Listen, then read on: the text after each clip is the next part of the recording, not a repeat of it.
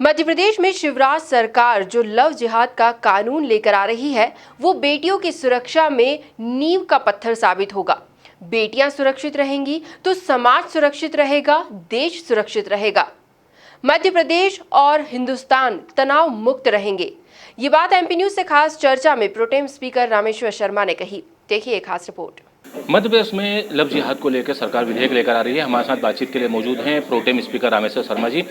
Sir, विधेयक जो सरकार लेकर आ रही है, क्या मानते हैं सर, क्या आपकी क्या राय है? देखिए, मध्य प्रदेश सरकार का मैं हृदय से धन्यवाद देता हूं कि शिवराज जी की सरकार जो लव जिहाद पर कानून ला रही है, ये बेटियों की सुरक्षा में नींव का पत्थर साबित होगा। सरकार का बहुत स्वागत योग्य कदम।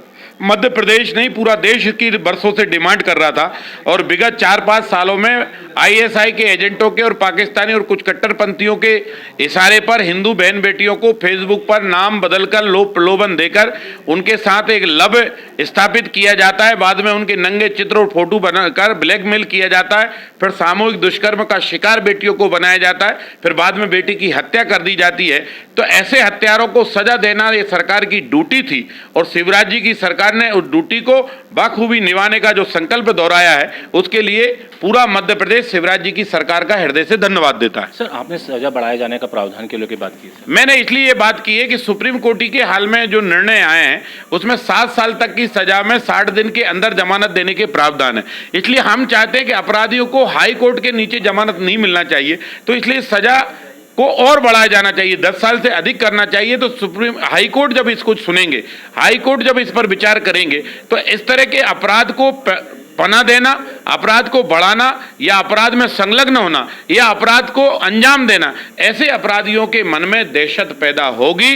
बेटियां सुरक्षित रहेंगी, देश सुरक्षित रहेगा, समाज सुरक्षित रहेगा, तनाव मुक्त मध्य प्रदेश और हिंदुस्तान रहेगा। इसलिए कानून और कठोर सख्त बनाए जाने की आवश्यकता है। सर, सरकार जो विधेयक लेकर आ रही है, उस विधेयक को लेकर कांग्रेस अपनी आपत्ति जाहिर कर रही है कि जो विधेयक ला रही है ये लव पे एक प्रकार से पाबंदी है। सर, अब कांग्रेस को जो लव दिखता हो तो ठीक है। हम तो जो है धर्मांतर पर पाबंदी लगा रहे हैं। हम तो लव जिहाद के माध्यम से बेटी के साथ अन्याय हो रहा है उस पर पाबंदी लगा रहे हैं। हम बेटी को सिसकने नहीं देंगे, हम बेटी की इज्जत लुटने नहीं देंगे और हम बेटी को मरने नहीं देंगे।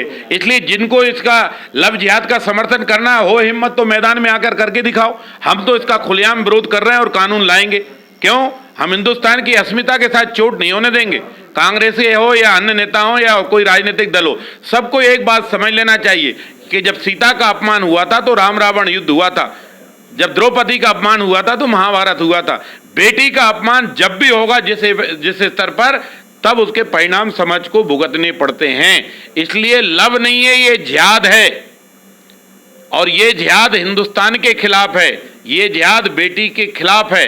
ये जिहाद बेटी का शोषण है और ऐसा शोषण हम किसी भी कीमत पर करने नहीं देंगे।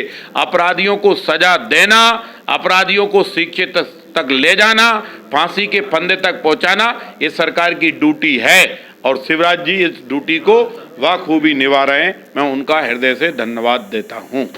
धन्यवाद सर आपका। तो सर, ये थे हमारे साथ प्रोटेम स्पीकर रामेश्वर शर्मा जी, जिनका साफ तौर पे मानना है कि लव जिहाद जो है बेटियों के शोषण का खिलाफ है। भोपाल से वीडियो जर्नलिस्ट सुशील यादव के साथ Rakesh Sharma, MP news TV, Bhopal.